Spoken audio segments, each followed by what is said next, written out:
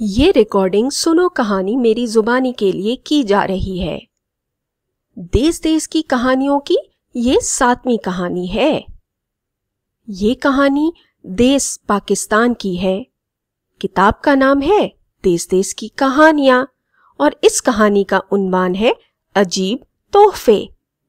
और मैं हूं किस्सा गो सायरा उपल। एक बादशाह बड़ा अक्लमंद और इंसाफ पसंद था। उसे अपनी रियाया से बहुत प्यार था, मगर वो लालची और धोखेबाज लोगों को पसंद नहीं करता था। एक दिन बादशाह अपने एक नौकर के साथ ताश खेल रहा था कि एक देहाती एक बहुत बड़ा कद्दू लेकर महल में आया।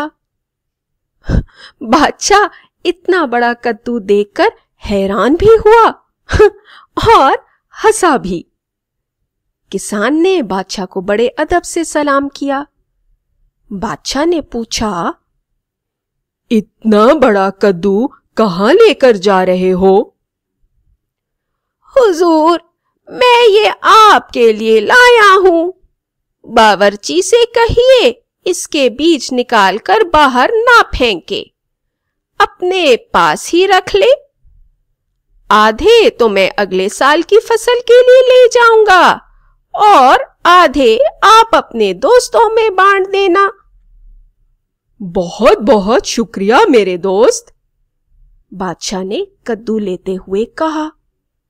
जाओ बावर्ची खाने में जाकर खाना खा लो। देहाती चला गया तो बादशाह नौकर से कहने लगा, ये शख्स इतनी दूर से मेरे लिए कद्दू लाया है, इसे मेरा कितना ख्याल है।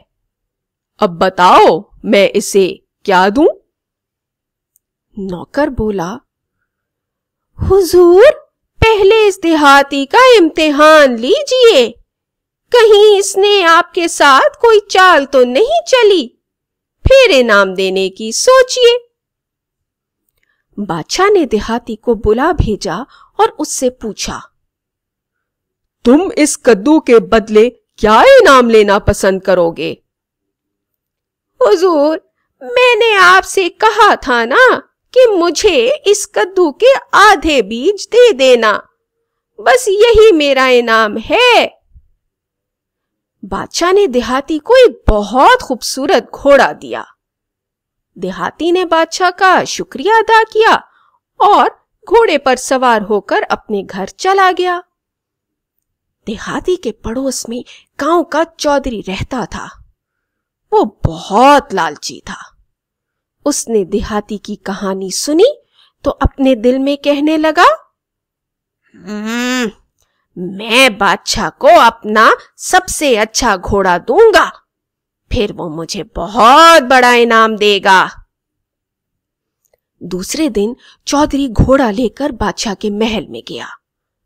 बादशाह उसी नौकर के साथ दोपहर का खाना खा रहा था। चौधरी ने सलाम किया तो बादशाह ने पूछा, कहो भाई, कैसे आए? चौधरी बोला, हुजूर, मैं अपना खूबसूरत घोड़ा आपकी खिदमत में पेश करना चाहता हूं। जाओ उसे अस्तबल में बांध दो, मैं खाने से फारिग होकर उसे देखूंगा। चौधरी घोड़ा लेकर अस्तबल की तरफ गया तो बादशाह ने नौकर से कहा, ये बेचारा मेरे लिए घोड़ा लाया है, मालूम होता है इसे मुझसे बहुत मोहब्बत है। बताओ मैं इसे क्या दूं?